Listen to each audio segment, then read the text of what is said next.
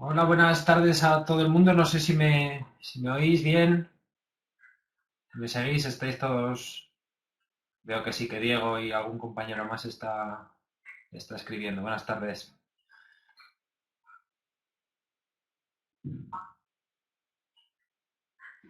Buenas tardes. Bueno, pues vamos a ver si.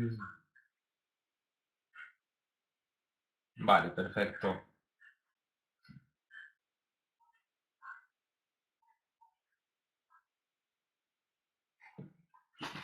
Vamos a ver si ponemos la diapositiva. Ahí está.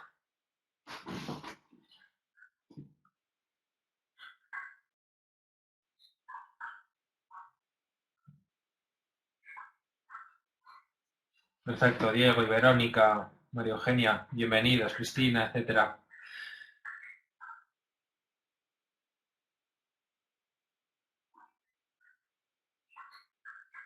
Perfecto. Bueno, pues yo soy Alejandro Álvarez Canal. Voy a compartir con vosotros esta videoconferencia relacionada con los aspectos, una de las partes más importantes de la operativa del comercio exterior, que es la identificación de los trámites y los requisitos de importación y exportación.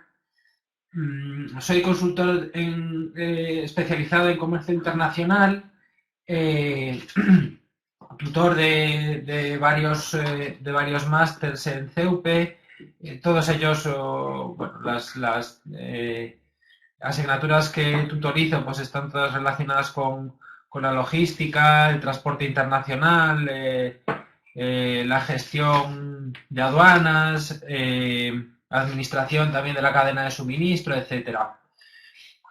Eh, bueno, pues en primer lugar os preguntaréis que por qué esta conferencia, esta videoconferencia.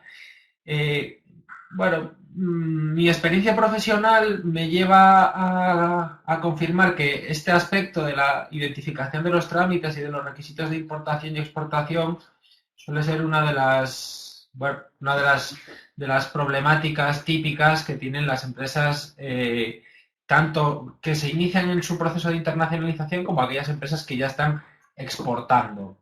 Eh, y no solo eso, sino que además de mi experiencia como formador especializado en temas de comercio exterior, pues también me confirma esta primera idea, que es que soléis necesitar siempre asistencia, asesoramiento, ayuda para poder identificar fácilmente los requisitos documentales que aparecen en una operación de comercio exterior. Objetivos, os planteo, vamos a ver, la videoconferencia nos vamos a basar mucho en la presentación que veis en la izquierda, luego os cuento también algún documento que podéis encontrar en la documentación adicional que se os va a hacer llegar o que vais a poder descargar junto con la presentación. La idea son esas tres ideas que os comento, los objetivos, facilitaros de alguna manera pautas sencillas que permita identificar en cualquier momento cuáles son los requisitos documentales en una operación de import-export, conocer también cuáles son los puntos críticos de esas operaciones de importación de exportación, de la gestión documental del comercio exterior y sobre todo facilitaros fuentes de información, un par de fuentes de información fáciles que os permita resolver dudas y problemas relacionados con la gestión documental del comercio exterior. Quería, en primer lugar, bueno, comentaros, tenemos tres documentos aquí, no sé si los veis, aquí os he facilitado tres documentos relacionados con la gestión documental, al menos documentación típica de que puede surgir en operaciones, digamos, origen, destino España, aunque la presentación de hoy yo he tratado de que sea extrapolable también a vuestra casuística. Veo y soy consciente que muchos de vosotros pues estáis en América Latina y pretendo de alguna manera, bueno, pues daros también alguna referencia más, ¿vale? Eh, Quería ver si, yo creo que lo voy a arrastrar directamente. Quería compartir con vosotros inicialmente un vídeo, ya lo hemos visto en algún chat, en algún foro de las asignaturas que tutorizo, y que a mí me gusta especialmente porque nos da una idea inicial de algunos de los problemas típicos, incluida la gestión documental, que solo es una parte de ello, pero nos da idea de algunos de los problemas que aparecen con la gestión de los documentos de operaciones de import-export, ¿vale? No sé si lo veis, lo voy a lanzar y bueno, sobre esto luego vamos a ver también alguna cosilla, ¿vale?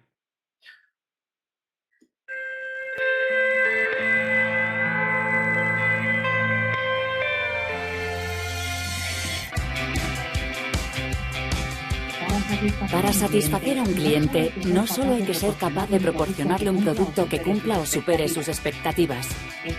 Ese producto tiene que estar disponible y ha de ser competitivo.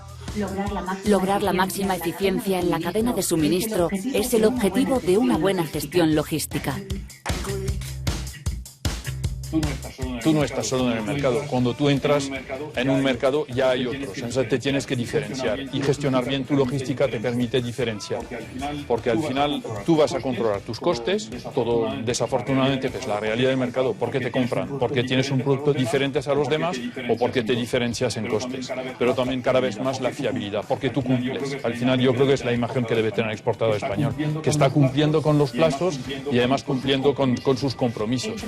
El transporte es un elemento esencial de la cadena logística, tanto que algunas empresas han tenido incluso que modificar su producto. Cuando metes tubos de 160 o de 200 que pesan 25 40 kilos, pues te planteas que dos personas los vayan metiendo y los vayan metiendo además telescopiados luego uno dentro de otro. Pero cuando te planteas un tubo que pesa 200 o 300 kilos, lo primero que dices es cómo somos capaces de cargar esto. Para eso tienes que tener las longitudes adecuadas, la forma de carga adecuada. Habéis visto que el toro se mete dentro del contenedor. También hay que tener un toro de carga que se adecue para esa aplicación. Nos pasó en un contenedor que metimos un toro muy pesado y se nos hundió el suelo del contenedor.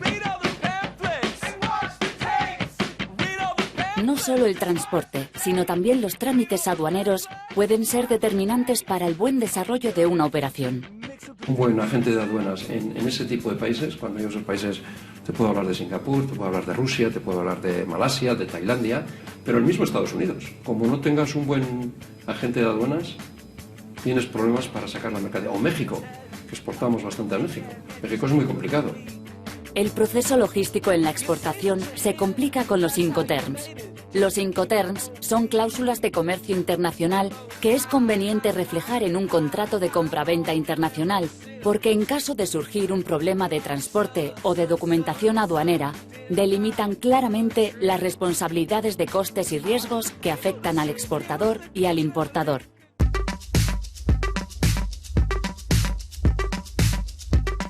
La mayoría de las pymes españolas utilizan la fórmula ex-works, que supone la mínima obligación para el exportador. Se ha vendido siempre ex-works, es decir, no supone costes adicionales del tema logístico para nosotros, porque siempre es el cliente que se ocupa de todo el tema de transporte. O sea, nuestros precios y nuestra obligación acaban en el momento que vienen a recoger la mercancía, o el cava, el vino en este caso, en bodega. Las empresas experimentadas adaptan los Incoterms según el mercado o en función de las necesidades del cliente. Normalmente la mayor parte de nuestras ventas suelen ser en términos coste y flete, es decir, colocando el material en el puerto de destino del cliente. En algunos casos hemos solido hacer DDP, es decir, pagar incluso los aranceles y entregárselo al cliente en su propio negocio. Dependiendo del mercado, de las necesidades de los clientes, también solemos hacer venta en término FOB. No hay una única receta para la gestión logística en la exportación. Cada empresa aplica el método que cree más conveniente de acuerdo con el producto que fabrica, los mercados a los que se dirige y los recursos de que dispone. Nosotros no somos especialistas en transporte, entonces subcontratas a alguien que sí que tiene esta especialización y que puede decirte cuál es el mejor servicio y cuál es la mejor manera de llegar a un destino. Nosotros lo hacíamos, pero decidimos que era mejor centrarnos en lo que nosotros somos fuertes, que es en la parte comercial, en la parte de marketing y en la de explicar las bondades del producto.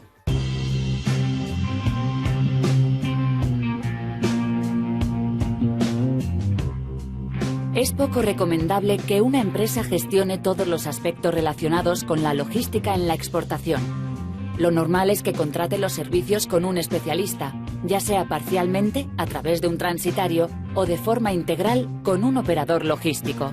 El operador logístico cubre desde lo que va a ser todo el transporte, la gestión, realmente tiene una visión global de toda la cadena de suministro. Es decir, que no solo es el transporte, es también las aduanas, toda la gestión de la información, la preparación de la mercancía y sobre todo también si tú controlas la cadena de suministro, te permite también controlar directamente lo que es el tiempo de entrega. Porque muchas veces te has comprometido a entregar en tiempo y plazos y si no llega tu mercancía, has perdido o la venta o vas a tener penalidades, lo que viene muchas veces en los contratos, lo que es lógico en la exportación. Y al final es perder ventas. O has hecho una operación pero luego no repite porque no eres fiable. Y lo más importante en la exportación es ser fiable. Es lo que te permite vender hoy y vender mañana.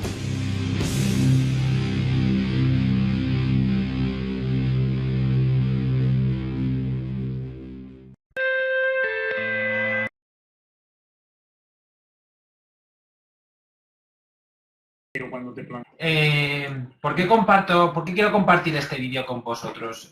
Los que lo hayáis estado viendo desde el principio, incluso los que habéis podido incorporar un poco más tarde, habéis visto que se hablan de varios aspectos claves. A mi juicio, fundamentalmente 2 o 3. La necesidad de ser fiables en las operaciones de comercio exterior, el papel que juegan en las operaciones de comercio internacional nuestros partners logísticos, hablamos o aparecen términos como el agente de aduanas, aparecen términos como las empresas transitarias, agentes, personas, empresas, organizaciones que de alguna manera nos ayudan a gestionar correctamente nuestras operaciones de comercio exterior.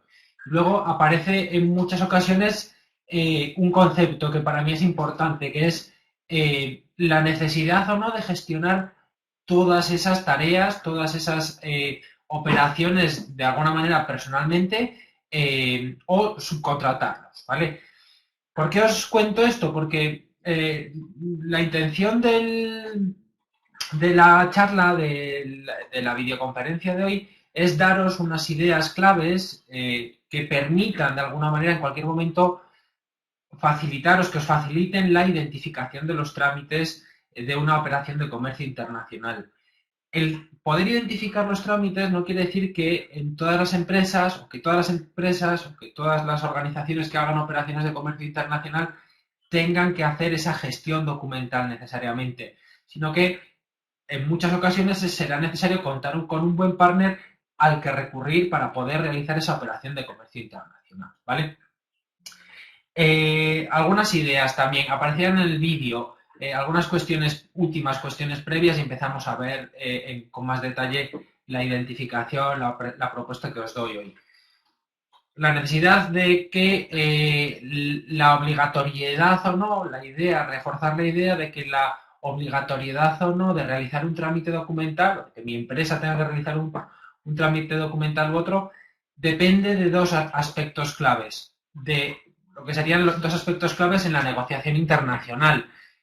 Un contrato de compraventa internacional, un contrato de suministro internacional y la correcta elección de los Incoterms, ¿vale? Los Incoterms, los que compartís conmigo alguno de las asignaturas que tutorizo en vuestros másters, sois conscientes que son cláusulas de comercio internacional que nos fijan quién tiene que hacer la gestión documental de una operación de importación. Lo habitual siempre es que el exportador se encargue de su trámite de exportación y que el importador se encargue de su trámite de importación, pero no siempre tiene por qué ser así. Siempre hay extremos, quizá a algunos suenen los términos ex-works, a otros quizá suene el término de EP, podrían ser extremos en un lado y en otro, es decir, tanto del lado del cliente como del lado del comprador. Bueno, vistas estas cuestiones previas, comentaros los 3 grandes pasos, los 3 grandes bloques que os he preparado, que os voy a comentar, relacionados con la identificación de los trámites de importación y exportación. Vamos a ver 3 ideas. Pretendo, sin ánimo de ser muy exhaustivo, daros 3 pautas que pretendo, que creo que pueden ayudaros a identificar en cualquier momento los trámites que tenéis que seguir para realizar una operación de comercio exterior.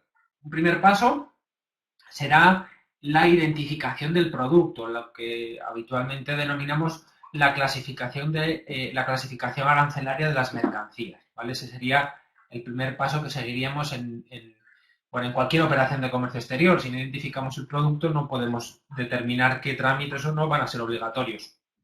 Un segundo paso, un segundo bloque, va a ser la identificación, la resolución de los trámites que habrá que hacer en el país de origen, ¿vale? Pretendo siempre que esta explicación que os doy hoy os sirva, sea de utilidad tanto en operaciones de importación como en operaciones de exportación.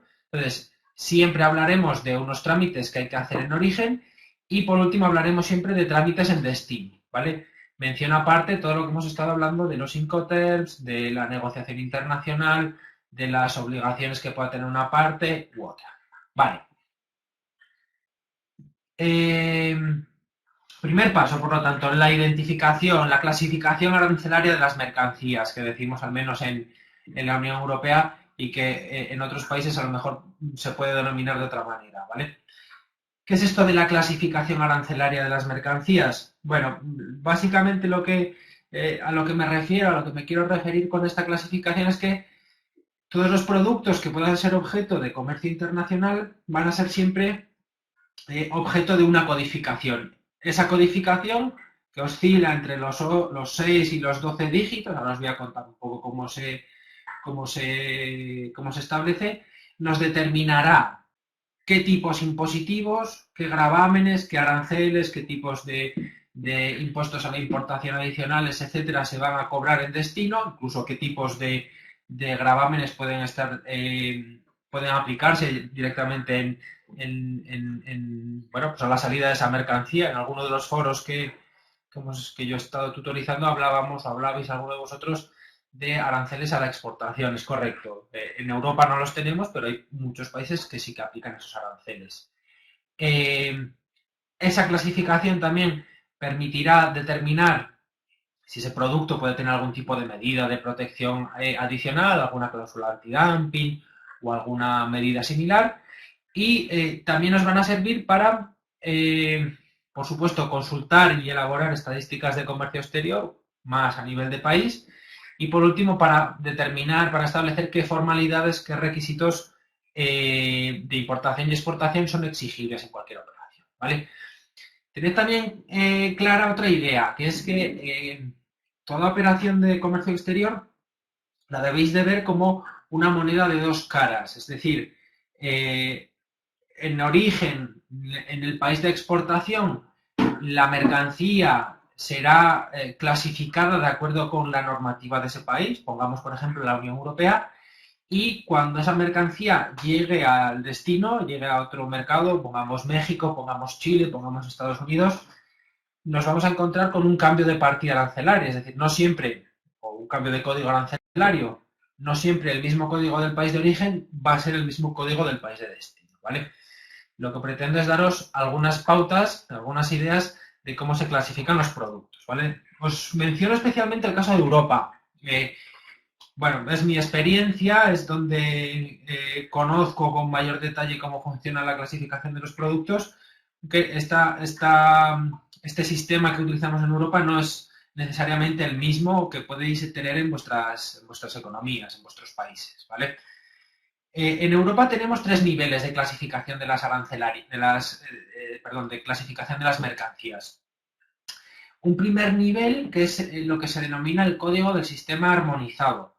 El sistema armonizado, todos los países, la gran mayoría de países del planeta, salvo pues aquellos que pueden de alguna manera estar al margen de la normativa de comercio internacional, podríamos hablar de Corea del Norte, de Sudán, países con mayor complejidad. La gran mayoría de países del mundo formamos parte de una organización, de un organismo que es la Organización Mundial de Aduanas. Vale, la Organización Mundial de Aduanas tiene un estándar, tiene un primer nivel de clasificación de las mercancías, que es lo que se denomina el código del sistema armonizado, ¿vale? Y son los 6 primeros dígitos de cada producto. ¿Qué quiere decir esto?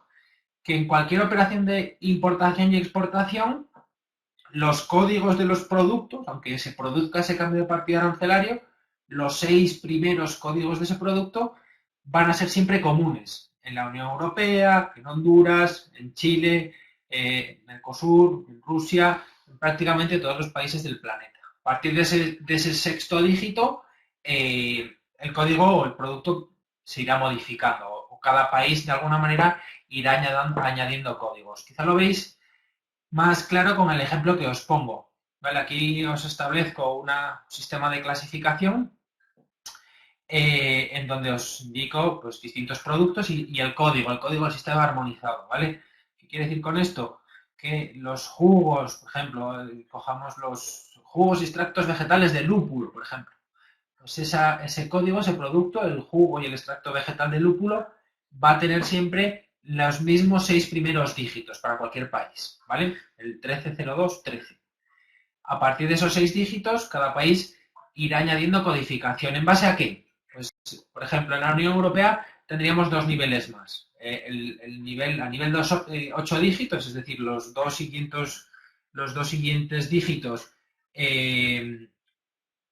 Los dos siguientes dígitos son los que nosotros llamamos el código del sistema armonizado y que es, en nuestro caso, en la Unión Europea, el nivel de codificación que fija el arancel, el derecho arancelario a pagar. ¿Vale? Verónica veo que me dice que efectivamente en México es la forma. Bueno, cada país tiene su forma de trabajar. Hay un estándar, en nuestro caso tenemos este sistema, en México podéis tener otro, cada zona económica tiene su forma de operar, ¿vale? Sobre este sistema de 8 dígitos, por ejemplo, tendríamos los códigos del vino, típica codificación europea, que sería el código de la nomenclatura combinada. Sobre esos 8 dígitos, en Europa lo complicamos un poco más y añadimos 2 dígitos más, que es lo que se denomina, a algunos a lo mejor os suena, el código TARIC, ¿vale? O lo que se denomina también arancel integrado. En Europa el nivel de codificación de 10 dígitos lo que establece no es tanto aranceles, sino especialmente lo más relevante en mi experiencia es si hay algún tipo de política comercial, de medida de política comercial extra que de alguna manera se utilice para proteger a una determinada economía, pues de productos que entran por debajo a precios inferiores de mercado o de alguna manera haciendo dumping y se les establece ese tipo de niveles, ¿vale? Es decir, que tendríamos estas codificaciones que os propongo aquí, ¿vale? Entonces, tened en cuenta esto. Este sería el primer tema. Es decir, en Europa tendríamos este tema. Si yo estuviese importando un producto de México, tendría que tener muy en cuenta lo que está diciendo Verónica, que en México partís de un sistema de codificación. Jairo, la NC es la nomenclatura combinada, ¿vale? El nivel de codificación de 8 dígitos, ¿vale? 8 dígitos sería la nomenclatura combinada y 10 dígitos es el código TARIC, ¿vale? No tiene mayor importancia.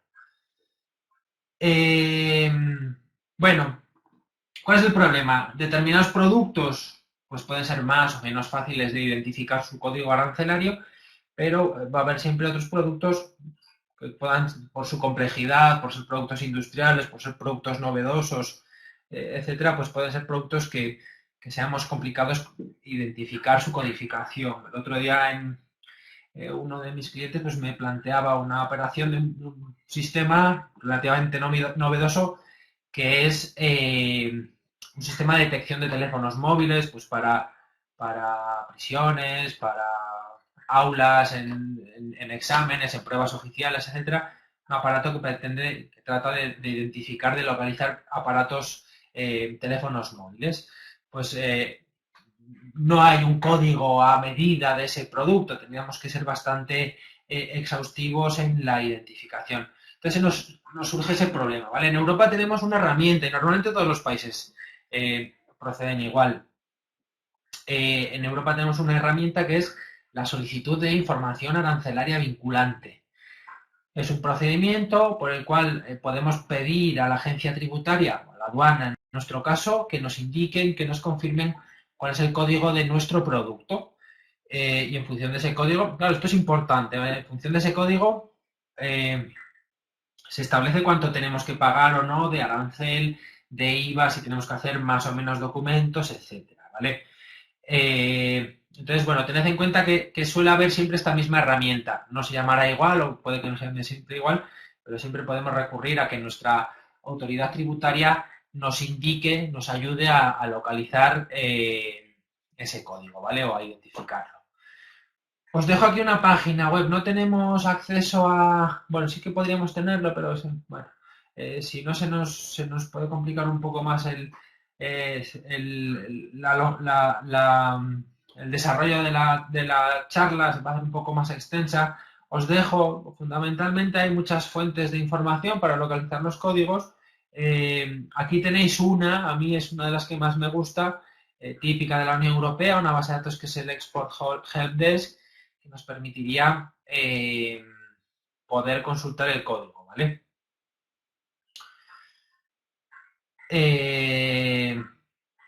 Vale, Norexa pues menciona un tema en Venezuela, la iniciación de la validez del nuevo arancel de aduanas. Bueno, va un poco por aquí, es decir, esa codificación determinará de alguna manera posterior el derecho de importación. Ningún producto por ser más o menos peligroso se modificará su clasificación. Los productos, la clasificación responden, si te fijas en la diapositiva, aquí hablamos de grandes capítulos, animales vivos, carnes, pescado, el primer bloque de animales vivos y productos de origen animal, productos de origen vegetal, productos industriales. Bueno, cada producto tiene su clasificación arancelaria.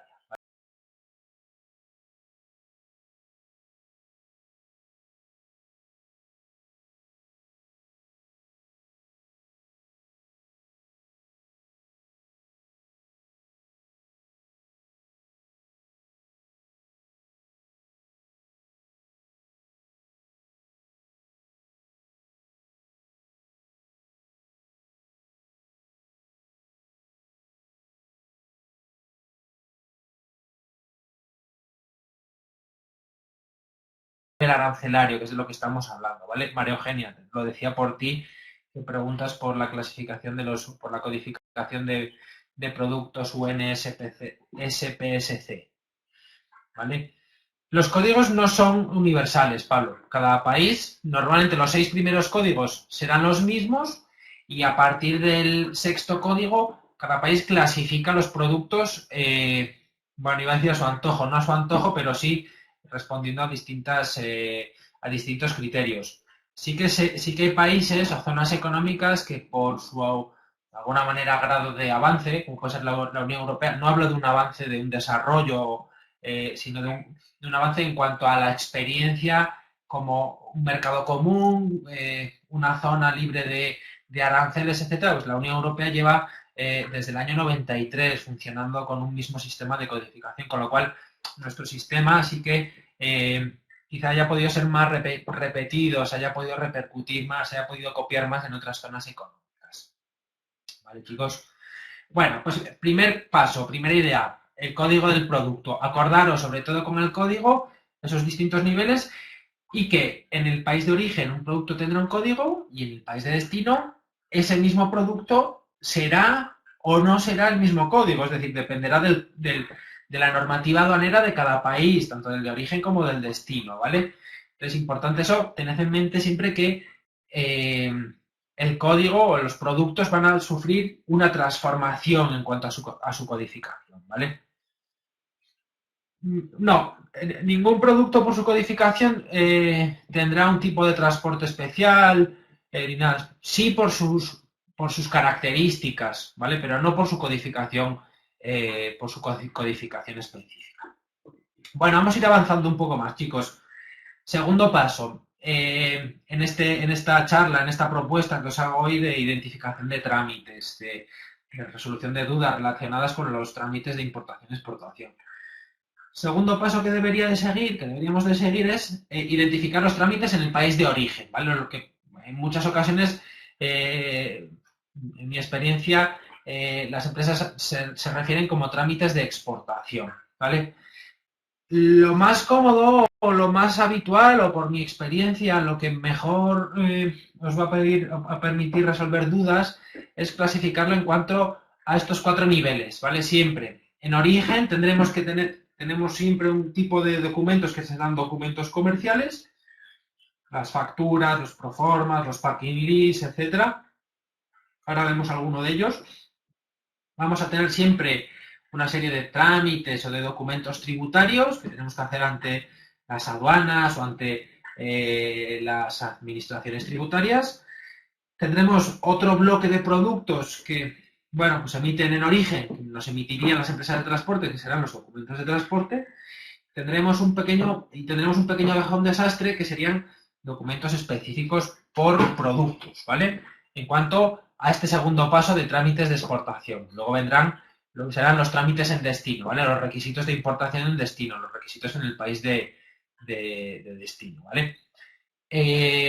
Bueno, en cuanto a los documentos comerciales, dentro de esta pata de los trámites de exportación, el bloque de documentos comerciales, daros alguna idea, ¿vale? Algunos de los más importantes. Bueno, empiezo por uno de ellos, que es el certificado de origen, que es un poco especial. No es en sí un documento comercial. De hecho, en muchas guías este certificado, los documentos de origen, se analizan de manera aislada. Alguno quizá os suene.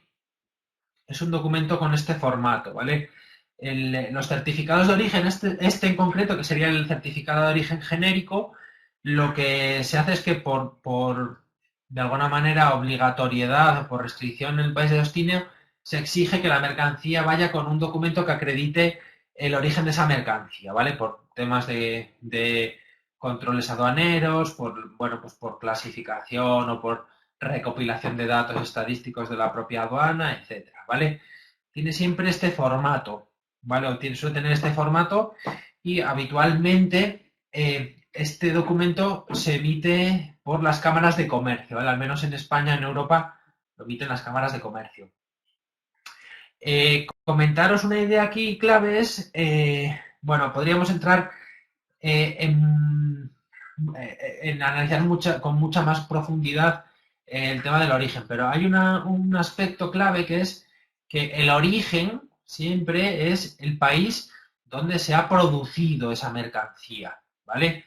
¿Qué quiere decir esto? Hay unas normas, que es lo que se llaman las normas de origen, que nos permiten, no sé si con esto a lo mejor te resuelvo la pregunta, Pablo, si nosotros estamos importando varios materias primas, varios materiales que vamos a incorporar a un proceso productivo, esas materias primas que vamos a ir incorporando tendrán un código, lo someteremos a un proceso de ensamblaje, a un proceso productivo y obtendremos un producto terminado. Imaginad, pensad en un teléfono móvil con distintas piezas que se importan distintas piezas de distintos orígenes, con cada una de las piezas con un código y obtenemos al final un producto terminado que es un teléfono móvil con un código específico, ¿vale? Si se diese esa situación, esto es mucho más complicado, habría que ver normativa de origen en cada país, etcétera. Si se produjese el cambio de partida arancelaria, efectivamente el origen es donde se produzca esa última transformación de ese cambio de partida arancelaria, donde se produzca el ensamblaje o la operación que sea en cualquier caso, ¿vale?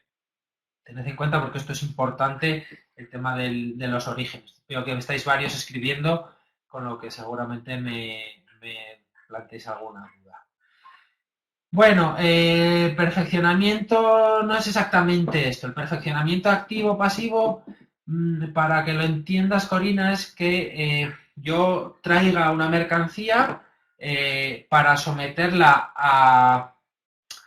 habitualmente lo típico, a una reparación y la reexporte, ¿vale? El objeto del perfeccionamiento pasivo es que a posteriori haya una reexportación, que yo introduzca una mercancía y se reexporte. Aunque hay varios supuestos de perfeccionamiento, ¿vale? El aceite de oliva también tiene algún supuesto de perfeccionamiento activo, pasivo. No, esto es más sencillo. Pensad en un Apple que ensamble en Estados Unidos, en China, como indican los teléfonos, y que traiga mercancía de distintos orígenes. Pues el producto terminado, el teléfono, es un... Efectivamente, Ericsson, es lo que estaba comentando. Los orígenes son cada uno. Si ensamblara en China y el producto fuese fabricado, el producto terminado saliese de China, el origen sería sería India, ¿vale? Si hablásemos de ese supuesto. ¿Vale? Entonces, bueno, cada país y cada zona económica luego tiene sus propias reglas de origen, que pueden ser más o menos restrictivas con estos temas, ¿vale? Venga, vamos a ir siguiendo un poco más. Otro documento importante, si tenéis dudas, desde luego, libremente planteádmelas, no hay ningún problema, os lo trato de resolver, y si veis que alguno no os ha respondido, lo que sea, me escribís, ¿vale? Bueno, siguiente documento de estos, digamos, de carácter comercial, típicamente la factura comercial, ¿vale? ¿Qué pasará con la factura? Cada país tiene su normativa para emitir facturas, ¿vale? Nosotros en España tenemos un Real Decreto que nos dice una serie de cuestiones que deben tener esas facturas, ¿vale? Una de las cosas más importantes con el tema de las facturas es la referencia a la exención, ¿vale? ¿Por qué digo esto? En Europa y en España en concreto, las operaciones de exportación están exentas de IVA, ¿vale? Pero de alguna manera hay que indicar en la factura que esa operación está específicamente exenta de IVA en aplicación de la norma que proceda, ¿vale? Aquí os enseño una factura, por ejemplo, comercial que nos podría servir de ejemplo, ¿vale? Aquí, si os fijáis, hay una mención que dice factura destinada a la exportación exenta de IVA. Bueno, a medias, es decir, ahí habría que hacer una referencia al artículo, a la ley de IVA y el artículo que regula el supuesto de exención de IVA, ¿vale? Pero en cualquier caso, de manera general, para que os sirva todo, pensad en que cada país tendrá una obligatoriedad, tendrá unos requisitos, tendrá unas condiciones concretas en cuanto a la emisión de las facturas, ¿vale? Un tema, por ejemplo, que suele ser problemático en España, son países en donde no existe el término IVA, no existe el IVA en Emiratos Árabes, en Hong Kong, en algún otro país, que no existe el NIF, no existen IVAs, con lo cual no existen registros de IVAs. Normalmente a las empresas pues para introducir quizás los datos en sus gestores, etcétera, les puede suponer una odisea, porque no tienen código de producto y su cliente obviamente no se lo puede facilitar. Perdón, código de IVA, con lo cual se puede a veces hacer un poco complejo la gestión, digamos, de la emisión de una factura, ¿vale? No tiene más clave, es decir, si no tengo un NIF, el NIF aplica solamente a empresas españolas. Si hablamos de una operación de exportación, tendríamos que indicar pues quién es el cliente, ¿vale? Eso sí, identificar el nombre, apellido y la denominación social de nuestro cliente. Bueno, Carlos, no lo veo. Podría ser que se fuesen añadiendo, digamos, piezas a un producto que pueda sufrir una primera fase de ensamblaje en un momento y posteriormente otro ensamblaje en otro país, y que hablemos de producto semiterminado, de materia prima, etcétera. Se podría dar esa situación. Hay muchas casuísticas, desde luego que se puede dar ese supuesto. Veo que estáis entendiendo un poco que es a mí lo que me interesa, de qué estábamos hablando, de los códigos, del cambio de partida, etcétera. Habría que ver cada país qué establece en cuanto a las reglas de origen y cómo se limitaría o no. Aquí hay muchos trucos y bueno, pues jugar con ese tema de los orígenes puede facilitar, puede dar ventajas arancelarias muy interesantes, pero podría darse esa situación. Hay que ver con mucho detalle. José Luis, no debería de haber doble imposición. La doble imposición afecta más a otro tipo de cargas fiscales, es decir, habitualmente impuestos sobre el beneficio, que es lo que regulan los convenios de doble imposición. regulan doble imposición en cuanto a la repatriación de rentas o la obtención de beneficios, ¿vale?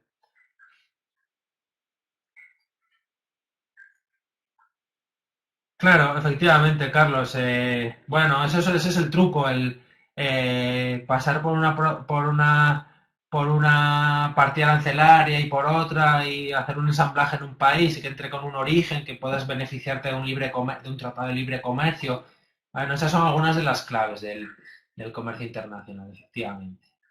Bueno, hablamos de otro documento que quizá en vuestras economías, en vuestros países, a lo mejor no sean tan recurrentes, en Europa es típico, que son las facturas pro formas, ¿vale? Las facturas pro formas son, de alguna manera, una especie de documento de oferta, ¿vale? De propuesta de un... Bueno, que a posteriori tiene que perfeccionarse con una factura definitiva. Ahora vemos, John, el tema de los tratados de libre comercio. Ahora os cuento otra cosa, algunas cosas más, ¿vale?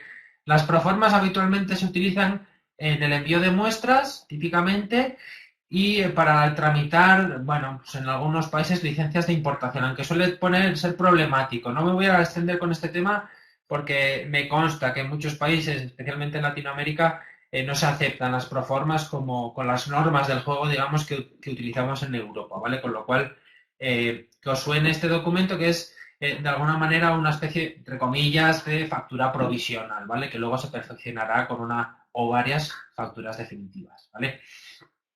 Bueno, efectivamente, Javier, efectivamente, aquí las proformas son bueno, pues un aspecto muy interesante en cuanto a las negociaciones, para leasing, para muchas más cosas, sí, efectivamente. Bueno, os hablo también de un tema de un procedimiento de visados consulares, simplemente os queda la diapositiva, esta tampoco me voy a meter mucho en detalle, pero lo que vengo a comentaros con esto es que algunos países pueden exigir que para que una mercancía entre pueda tener un formato concreto o que esa factura pueda estar visada de alguna manera por parte de su consulado, ¿vale? Ese visado normalmente, iríamos siempre al proceso B, requiere de un visado sucesivo de las cámaras de comercio, del Consejo Superior de Cámaras y del consulado de ese país, en nuestro caso en España, ¿vale? Que es con lo que yo he preparado esta diapositiva, ¿vale? Que os suene también que nos podemos dar con esta factura, con este tipo de factura, ¿vale? Por ejemplo, pues Sierra Leona tiene un formato de factura que ordena la información en en estas 4 columnas y que es necesaria para hacer el paso, para hacer el despacho, para pasar las aduanas de ese país, ¿vale? Cada país nos puede obligar, nos puede llevar a un tipo concreto de factura aduanera, ¿vale? El último de los documentos que os quiero hablar es el packing list, ¿vale? Bueno, que os quede claro, sobre todo, chicos y chicas, bueno, os he hablado de documentos comerciales, obviamente nos quedarían muchos documentos por ver, os presento los más típicos, pero mi idea es facilitaros un procedimiento que os ayude en el futuro a identificar dónde está, dónde está un trámite o dónde está otro, cómo identificar si ese documento que me están pidiendo lo tengo que hacer yo, lo tengo que tramitar ante la aduana, lo tengo que tramitar ante mi empresa de transporte o es un trámite que tiene que hacer mi cliente, ¿vale? Esa es la idea. Ver todos los documentos es complicado. Para eso os dejo aquí en los archivos que veis aquí varias guías, 2 guías bastante exhaustivas de documentación sobre exportación. Yo os cuento un poco los más típicos, ¿vale? Cerramos este bloque con los packing lists. El packing list es un documento que de alguna manera lo que facilita es la inspección por parte de, aparte de que pueda tener otros objetivos, como pueden ser facilitar el control de la mercancía, el detalle de la carga, como estás diciendo, Dixon, es muy útil en el caso en el que se pueda o se haga un despacho físico de las mercancías, o se haga una inspección, ¿vale? Aquí entraríamos a hablar de los circuitos, del circuito rojo, del verde, del naranja, que a lo mejor a algunos suena. Packing list tiene bastante importancia en el comercio internacional y bueno, comentároslo, ¿vale? No tiene un formato físico típico. Aquí os enseño otro modelo de packing list, podría ser igualmente válido. Normalmente una buena práctica que yo he visto ha sido, en mi experiencia como consultor, es, bueno, Aquiles, no solo en destino, también puede ser en origen, incluso en algún tramo intermedio, pero sí es para identificar la carga, efectivamente. Os decía que una buena práctica que yo he visto con algunos de mis clientes es correlacionar packing list con factura, incluso si hay una factura pro forma, correlacionar esos tres aspectos, packing list, factura pro forma y factura definitiva, ¿vale? A mi juicio, una buena práctica siempre que vuestro CRM o vuestro gestor de contable o análogo os lo permita hacer, ¿vale? Bueno, pues primer tipo de bloque de documentación en origen, ¿vale? Hablaríamos también de requisitos o de trámites. Digo trámites porque cada vez son más trámites que hacemos de alguna manera de manera telemática, que hacemos ante nuestra agencia tributaria o ante nuestras agencias tributarias a través de una conexión a Internet. Es decir, que ya no es tan habitual el tener que ir a hacer los despachos de aduanas, ¿vale? Bueno, acordaros que en el vídeo que veíamos, Cristina, el packing list, como todos los documentos comerciales, lo emite la empresa exportadora, ¿vale? Documentos comerciales serían obligación de la empresa exportadora, ¿vale?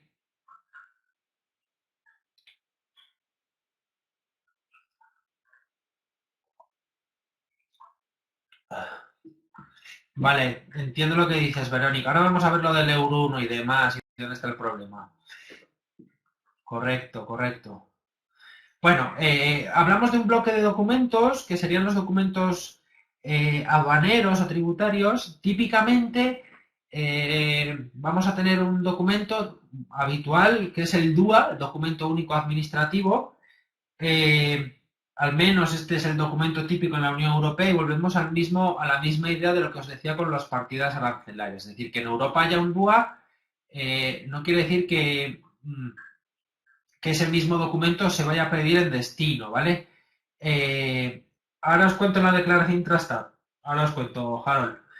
El DUA es un documento que es el soporte, el documento que acredita, que recoge información. Yo suelo explicar que es un documento que es como una foto en alta definición de la operación de importación. Son 50 y tantas casillas. Cada una de las casillas reporta información sobre la mercancía, sobre el importador, sobre el exportador, sobre el consignatario de esa mercancía, sobre la forma de pago, sobre el medio de transporte que se utiliza, sobre la aduana de salida, etcétera. Es una información, es un documento bastante exhaustivo en cuanto a una operación de exportación. En nuestro caso, en Europa, también en México, también en Estados Unidos, bueno, en prácticamente todos los países, suele ser muy complejo de cumplimentar, salvo grandes empresas que a lo mejor lo hagan directamente en sus departamentos de aduanas. Lo habitual es recurrir a un agente de aduanas, ¿vale? Acordaros de ese vídeo que veíamos al principio y que hablaba de la importancia de contar con un buen agente de aduanas, ¿vale? El agente de aduanas lo que nos hace es, de alguna manera, una de las tareas que hace es presentar los DUAs, ¿vale? Presentar el documento único administrativo en las operaciones de importación, ¿vale? El DUA tiene este formato, ¿vale? Al menos en la Unión Europea. Documento único administrativo, y cada una de esas casillas recoge información distinta sobre esa operación, ¿vale? Pensad en esas dos caras, es decir, que en Europa, en una operación de exportación que salga de Europa, tendremos que presentar un DUA de salida y cuando esa mercancía llegue, pongamos a México, habrá que presentar el equivalente al DUA en México, pero que no vendrá con la referencia de la Comunidad Europea, sino que vendrá con referencia a la autoridad tributaria mexicana, ¿vale? Cada país en este sentido tendrá un formato. Suelen ser muy parecidos, la información que recoge no son exactamente iguales, ¿vale? Pensad siempre también en esas, reitero, esas dos caras, ¿vale? ¿Es posible hacer una operación de exportación solo con el DUA? Bueno, en principio no, necesitaríamos una factura comercial al menos, porque la factura comercial es una de las referencias que utiliza que se utiliza para cumplimentar el DUA. Al menos eso, posiblemente también un packing list y depende del producto, habría que ver si, bueno, depende un poco de cada producto, ¿vale? Solo con un DUA es raro. Pienso a lo mejor simplificando en las típicas compras online, en donde los DHL o otros operadores logísticos similares nos envían toda la documentación, una factura, un DUA, etcétera. Bueno, Pablo, para nacionalizar los productos, depende. Aquí tenemos que tratar con mucho cuidado cada uno de los bloques de documentos. Necesitaríamos la factura, necesitaríamos el DUA seguro y necesitaríamos al menos pagar satisfacer los derechos arancelarios, ¿vale? En Europa se satisfacen, los derechos arancelarios a través de un documento que es el DV1, ¿vale? La declaración en valor en aduanas, que tiene este otro formato, ¿vale? Uy, perdonadme, no os lo he añadido porque era un poco... quizá era un poco complejo. Es un documento que detalla qué conceptos... En Europa tenemos un método para calcular el valor de las mercancías en aduanas, que es añadiendo todos los gastos de transporte, más el seguro, más el valor de la mercancía en factura. El cálculo CIF, términos CIF, ¿vale? Que se denomina. Entonces, ese cálculo en términos CIF tiene su reflejo en un documento, que es el DV1, que no es habitual que lo vean las empresas, sino que sean los agentes de aduanas los que lo presenten en nombre de su cliente, en nombre del importador, si hablamos de una operación de importación, ¿vale? Este DV1, esta declaración de valor solo nos aparece, es típica en Europa, ¿vale? Volvemos a lo mismo, en vuestros países, en destino, si hablásemos de una operación de exportación que saliese de España, no habría una declaración de valor en aduanas, sino que lo habría en destino, ¿vale? ¿Por qué utilizo esto? Para determinar cuánto tengo que pagar de aranceles, ¿vale, chicos? Bueno, declaración de Intrastat, que preguntabais alguno, Harold, sobre todo antes. A ver, la declaración de Intrastat es en Europa... A ver, Marcos, dame un segundo que lo leo, lo que me planteas.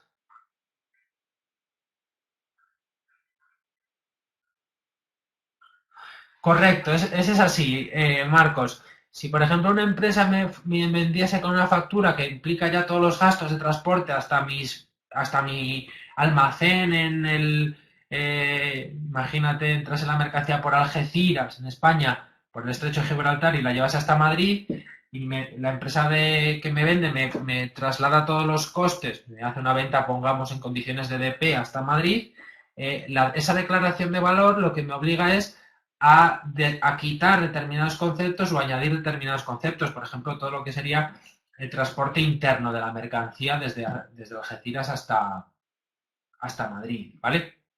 Entonces lo utilizamos eso para que la autoridad tenga una pauta concreta de los conceptos que suman o restan a esa factura y que serían la base imponible del arancel y del IVA de importación.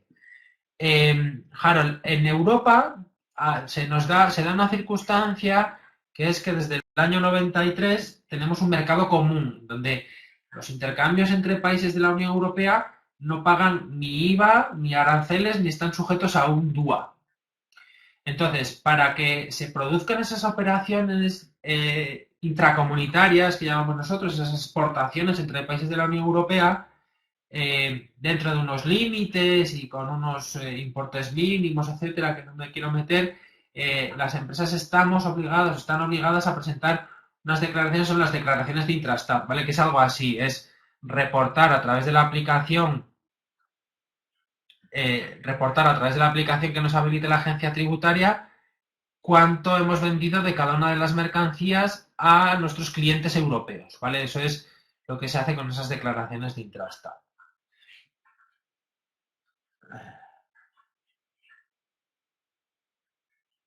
Bueno, Aquiles, en Europa el pago de aranceles se hace en base al valor CIF, ¿vale? No en base al valor FOB. Otros países tienen otras formas de calcular el valor. El FOB suele ser otra fórmula, ¿vale? Cada país aquí tiene sus fórmulas. María Eugenia, ¿qué consecuencias tiene un error de documentos de importación? Bueno, nos pueden poner una multa por hacer una documentación, una declaración aduanera falsa, ¿vale? ¿Qué consecuencias? Que paguen más o menos, ¿vale? Si yo hago de alguna manera, entre comillas, una declaración falsa, pues obviamente estoy pagando menos dinero del que debería y me pueden multar, ¿vale? FOB, John Jairo, es un Incoterm, ¿vale? Un Incoterm es una cláusula de comercio internacional que establece, sobre todo, el reparto de los costes en la operación de transporte. ¿Quién asume el transporte principal? Si comprador o vendedor. Y quién asume otras cuestiones como la gestión de los documentos que estamos hablando, etcétera. No me consta, Verónica. No me consta. Bueno, entonces la declaración de intrastate es lo que os cuento, ¿vale? Algunos documentos, algunos trámites más. El EORI, que es un trámite que es un documento, un trámite o una codificación, porque ni siquiera no se da un papel que acredite el EORI, que es como una especie de registro de operadores económicos en la Unión Europea, no tiene mayor... Sería el equivalente a un número de exportador, ¿vale? Para que lo entendáis. Pero se emite de manera automática a toda empresa que realiza una operación de exportación. De alguna manera es un registro interno de la Unión Europea. Bueno, pues el EORI se puede validar. Aquí os dejo dónde validar esto.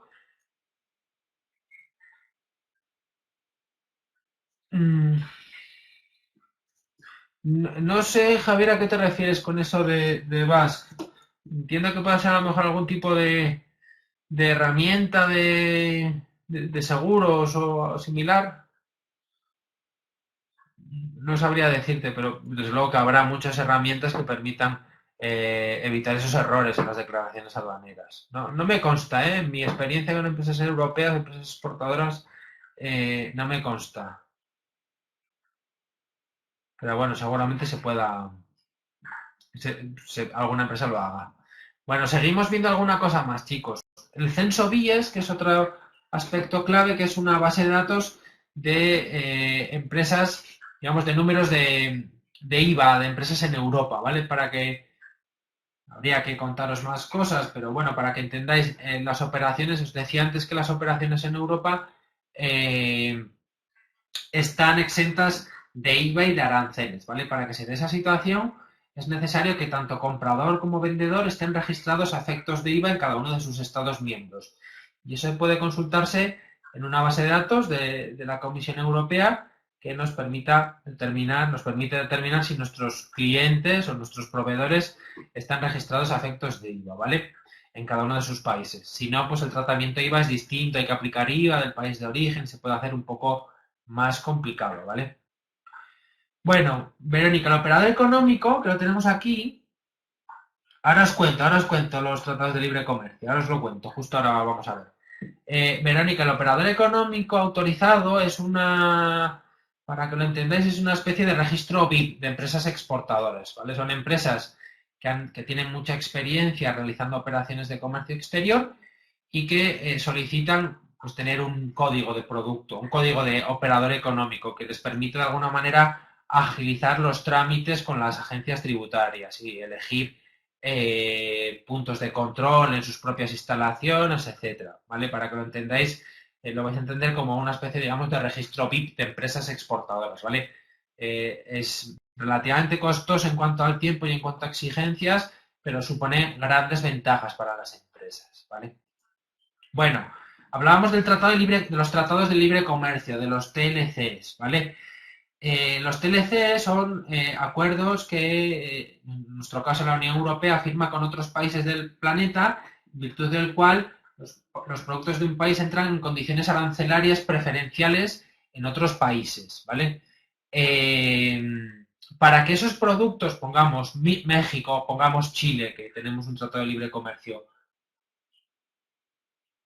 Bueno, Norexa, es más habitual que el operador económico sea una agencia, un operador logístico, es un tipo típico de operador económico autorizado. o una gran empresa, pensad en Inditex, pensad en Zara, pues obviamente en sus instalaciones en Arteixo, en Galicia, para agilizar todos los envíos de sus mercancías, obviamente habrán tramitado el ser un operador económico autorizado y agilizará el paso de las aduanas, ¿vale? Bueno, entonces os decía que los países que hemos firmado acuerdos de libre comercio, como puede ser México, como puede ser Chile, por ejemplo, otros países de Latinoamérica, para que el importador en destino se beneficie de un arancel cero o un arancel reducido, necesita presentar un documento específico que se llama EURU, ¿no? Y que es que ya, bueno, nos había surgido, habéis preguntado a algunos antes y habíais mencionado algunos problemas, EUR1 con el packing list, etcétera. Bueno, al final el EUR1 es un documento al final que que acredita la mercancía que va en ese envío y que permite que el importador lo puede importar en condiciones preferenciales, ¿vale? En condiciones arancelarias preferenciales. Bueno, Carlos, cada país tiene sus restricciones en cuanto al tipo, a los plazos, a los tiempos que se tienen que conservar los documentos, ¿vale? Pero en la Unión Europea, por ejemplo, hay hasta 6 meses para realizar, dependiendo del medio de transporte, para realizar la salida efectiva de las mercancías de nuestras aduanas, con lo cual, bueno, cada país nos puede elegir, nos puede obligar a tener un registro de esas mercancías por un tiempo determinado. Luego las facturas, por ejemplo, pues pueden tener, podemos estar sujetos a inspecciones fiscales al menos hasta los últimos 4 años, ¿vale? Dependiendo de los posibles delitos, pues se pueden ampliar. Entonces, cada tipo de documento tiene una obligatoriedad en cuanto a su almacenamiento, ¿vale? Bueno, chicos, un bloque más que pretendo pasar un poquillo más rápido, que es el bloque de los documentos de transporte, ¿vale? Bueno, con los documentos de transporte, pensad que en función del modo de transporte se generará un tipo de documento, ¿vale? El CMR si hablamos de transporte por carretera, el BL o Bill of Lading si hablamos de transporte aéreo, la carta de porte CIM si hablamos de un transporte por ferrocarril y el Airway Bill si hablamos de un transporte aéreo, ¿vale? Entonces, sobre todo lo que os quiero, y es un poco la misma dinámica en cada uno de los documentos, es que entendáis que los documentos de transporte lo que reflejan es una relación contractual entre la empresa de transporte y el cargador, que se perfecciona en el momento en que se hace entrega al destinatario de esa mercancía, la mercancía que figura en el documento, ¿vale? Y que en vez de hacer un contrato al uso, un contrato ex proceso para cada envío, lo que hace es que nos remitimos a un convenio, a un estándar, ¿vale? El CMR, el convenio CMR, el convenio CIM, el convenio FIATA, etcétera, etcétera, etcétera, ¿no? Entonces aquí os dejo algunos de los documentos típicos del transporte, ¿vale? Este es el del transporte por carretera, este es el del transporte ferroviario, que es un poco distinto, es en formato verde. Este es el del Airway Bill, ¿vale? Si hemos hecho un envío de mercancías por vía aérea. Aquí veríamos un tipo de Bill of Lading, hay varios tipos de Bill of Lading en función de cómo se realice el transporte. Incluso el Bill of Lading y algún otro documento tiene más complejidad porque puede permitir al que tenga el original, retirar la mercancía, con lo cual es muy importante y es más importante especialmente si hablamos de envíos de mercancías que se van a cobrar con un crédito documental, ¿vale? Entonces, los documentos de transporte, al ser contratos de transporte, hemos de tener muchísimo cuidado en cómo remitimos la documentación, en no enviar los originales si esos originales permiten retirar la mercancía, etcétera, ¿vale? Bueno, aquí os cuento los tipos de documentos de transporte. Hay un caso concreto que es el cuaderno TIR, que es para evitar controles aduaneros, que, pues era más recurrente en el caso de Europa, antes de la existencia de nuestra zona económica. y os hablo también de, bueno, os hablo de estos 5 documentos, ¿vale? Paso un poco más rápido porque quiero daros 2 referencias finales que sería el último de los bloques, ¿vale? Pero pensad en la importancia del bloque de documentación de transporte que recogen una relación contractual, ¿vale? Recogen una serie de obligaciones para el cargador y para Norexa el documento de transporte aéreo se llama Airway Bill, ¿vale? Airway Bill tiene este formato que veis en pantalla, ¿vale? El funcionamiento suele ser lo mismo, 3 copias, que es un poco más particular es el ferroviario. 3 copias, una para el cargador, otro para el transportista y otro para el destinatario de la mercancía, ¿vale? Bueno, hablaríamos entonces luego de un bloque de exigencias, digamos, específicas por productos. Bueno, tendríamos que ver cada caso de operación, cada tipo de envío que hagamos, etcétera, pero, por ejemplo, recurrentes y que a lo mejor os puedan sonar, os digo que este cajón desastre pues nos requiere ver caso a caso, producto a producto que se va a exigir, pero el más típico a lo mejor os suene las NIF 15. En pantalla estáis viendo. Sí, José Luis, luego todo esto lo tenéis a vuestra disposición, sin ningún problema. ¿Vale? Hablamos de la NIF 15, que es un documento o que es una obligación que hay en el caso de que enviamos mercancía en palés de madera, ¿vale? Esa madera es obligatorio que vaya tratada, que vaya sometida a un tratamiento de calor y a un tratamiento descortezado que garantice que no tiene, entre comillas, bichitos, ¿vale? Entonces, es un tipo de requisito muy típico, bueno, pues por producto, porque hablamos de madera, en este caso de palés de madera, ¿vale? Ya os digo que si hablamos de documentos específicos de productos, pues cada tipo de producto puede estar sujeto a un tipo de restricción. Otro tipo de restricción, pues es muy recurrente, son mercancías que pueden ser objeto de doble uso, es decir, que puede ser mercancía que pueda tener una aplicación, una aplicabilidad en usos militares, ¿vale? Pues en nuestro caso en la Unión Europea, ese tipo de mercancía está sujeta a un tipo de registro especial, ¿vale? Y a un tipo de permisos especiales. Bueno, pues en este bloque que os he cerrado, comentaros, no podemos tampoco ser muy exhaustivos porque tenemos que, en función del producto que vendemos, en función de aquella clasificación de las mercancías, tendremos que determinar si ese producto tiene algún tipo de requisito específico, ¿vale? Cerramos la presentación con el último de los pasos, ¿vale? Lo que serían los requisitos en destino. En este caso, en el tema de requisitos en destino, os trato de dar 2 fuentes que os van a ser de utilidad, ¿vale? Es decir, ya sabemos que tenemos que hacer una serie de trámites en España o en origen, unas facturas, unos documentos de origen, un DUA, un EUR1, unos documentos de transporte, etcétera. Y ahora nos queda saber qué nos van a pedir en destino para que la mercancía que ha sido de Europa entre correctamente en Chile, en Australia, en China, en donde sea. Bueno, fundamentalmente 2 bases de datos, ¿vale? Si hablamos para operaciones que van fuera de la Unión Europea, hablaríamos del Market Access Database, ¿vale? Y ahora vemos alguna cosa. Os cuento aquí, los que estáis en Latinoamérica o los que estáis fuera de la Unión Europea, no podréis acceder. Es una web que está capada, que está restringida para IPs que no sean comunitarias, ¿vale? Ahora luego os doy alguna fuente más, ¿vale? Esta base de datos, el Market Access, que tiene este formato, esta es la URL, la dirección en Internet, lo que nos permite es, por código de producto,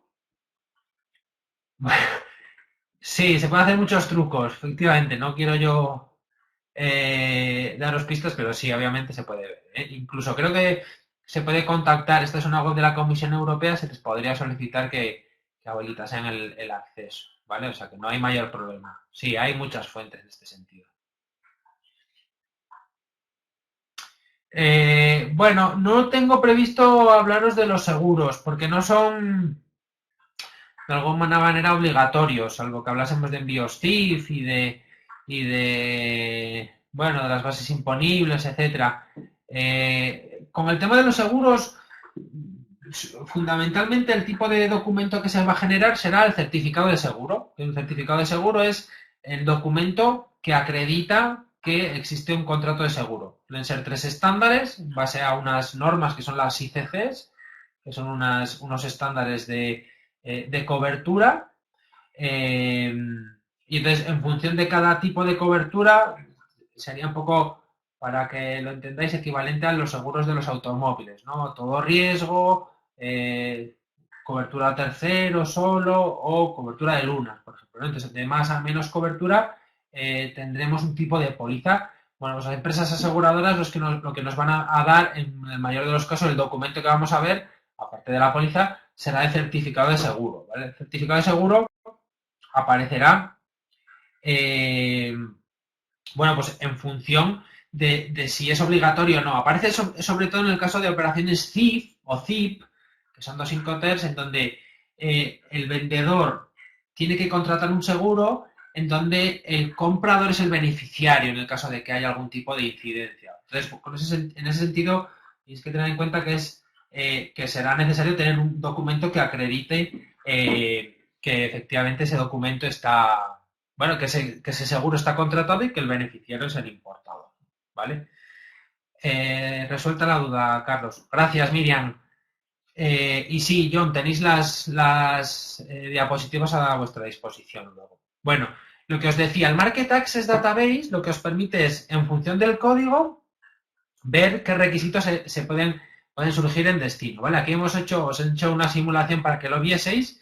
He hecho una simulación de una serie de productos, hidrómetros y instrumentos, termómetros, etcétera, etcétera, en una operación a Argentina, ¿vale? Si os fijáis, esta base de datos nos va a dar siempre información en 3 niveles. Información general del país, requisitos de generales, comunes a cualquier envío. Fijaros, aquí aparece el packing list, aparece la factura, los documentos de transporte, etcétera, etcétera, etcétera.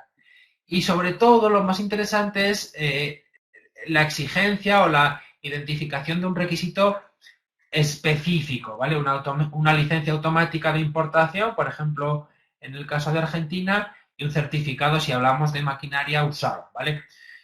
¿Qué es interesante también de esta base de datos?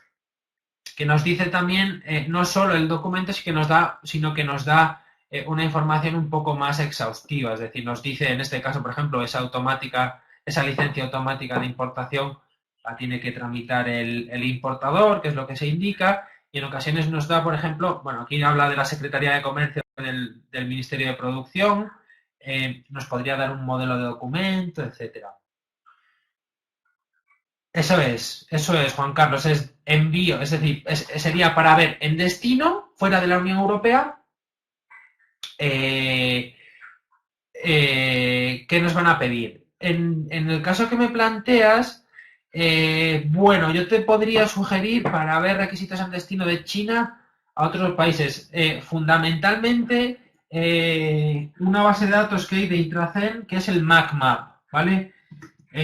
No os la he puesto, bueno, porque por no daros muchísimas fuentes de información, pero esta base de datos, el MacMap, lo que os permite es hacer simulaciones de otros tipos de envíos, ¿vale? Requiere registro y las primeras consultas son gratuitas, pero luego en función del país os pueden pedir un tipo de registro, puede tener algún tipo de coste, ¿vale? El MacMap, en mi experiencia, es una base de datos bastante buena para ver este tipo de requisitos. Y siempre, desde luego, pues otra fuente serían las aduanas de cada país.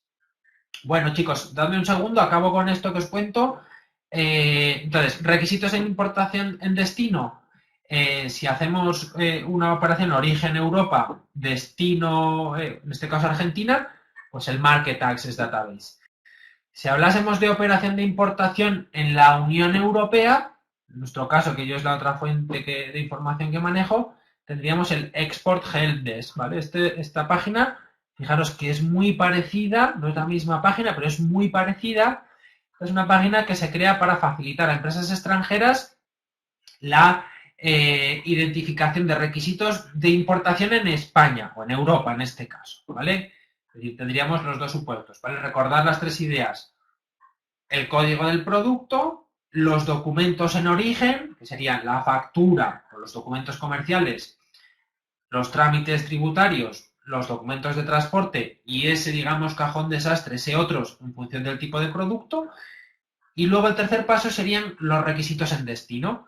Si hablamos de operaciones típicamente Unión Europea, Market Access Database para ver lo que nos van a pedir en destino fuera de la Unión Europea. Y si hiciésemos una operación de importación en la Unión Europea, podríamos consultar esta base de datos Export Helpdesk, ¿vale? Que no os despistes de mi exportación porque esta web se crea para facilitar a empresas extranjeras sus exportaciones, ¿vale? Y si os fijáis, la simulación es la misma, es un poco la misma dinámica. Código de producto, acordaros, 10 dígitos, en el caso de la Unión Europea, etcétera. País de origen, país de destino, España, ¿vale? Este XCXL que hace mención a territorios especiales, Canarias, Ceuta y Melilla. Y podríamos hacer la simulación y ver si este producto, estos son unos instrumentos musicales, por ejemplo, pues este tipo de instrumentos musicales, habría que ver, ¿no? Si nos afecta. Puede estar sujeto a un CITES, ¿vale? Que es un tipo de documento específico si la materia prima, los materiales son de origen animal y es de especies amenazadas, ¿vale? Imaginad que hablásemos de, bueno, pues de algún instrumento raro con piel de algún animal, etcétera, ¿vale? Bueno, pues esta sería la otra base de datos que nos permitiría consultar los requisitos en destino. En principio esto es todo lo que yo os quería comentar hoy y explicar. Espero que, bueno, lo que os he dicho, que os haya quedado un poco más clara cómo organizar vuestras dudas en futuras operaciones de exportación. Pensad siempre en esos dos bloques, en esos tres bloques, en identificar el producto, los trámites en origen y los trámites en destino, y recordar eso. Aquí tenéis alguna fuente de información adicional con guías y con documentación que posiblemente os puedan completar las cuestiones que os he estado presentando. Gracias a todos por vuestra atención y, bueno, ponerme a vuestra disposición si necesitaseis cualquier cosa, ¿vale? Os recuerdo mi correo, que es alejandro.alvarez.tutor@ceupe.es. Y si tenéis alguna duda, pues me pongo a vuestra completa disposición, chicos. Muchas gracias por vuestra atención.